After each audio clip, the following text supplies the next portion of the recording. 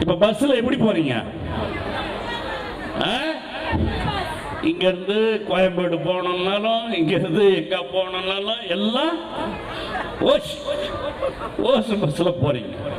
மக்கள் காசுல மக்களுக்கு செய்யறதை எப்படி இலவசம்னு சொல்லுவீங்க? அப்படியே செஞ்சிட்டாலும் ஓசியில போறேன்னு சொல்லி அசிங்கப்படுத்துறீங்க. என்ன கேட்கறதுக்கு ஆள் இல்லைன்னு நினைச்சீங்களா? காஞ்சிபுரத்தில் நடந்த மக்கள் சந்திப்பு நிகழ்ச்சியில் விஜய் அவர்கள் வந்து நாங்கள் ஆட்சிக்கு வந்தால் இதெல்லாம் செய்வோம் அப்படின்னு சொல்லி பேசியிருந்தாரு. அதை அப்படியே தப்பாக சொல்லி தப்பாக திரிச்சு பேசி திமுக வந்து ஜோடிச்சு மாற்றி பேசிட்டாங்க.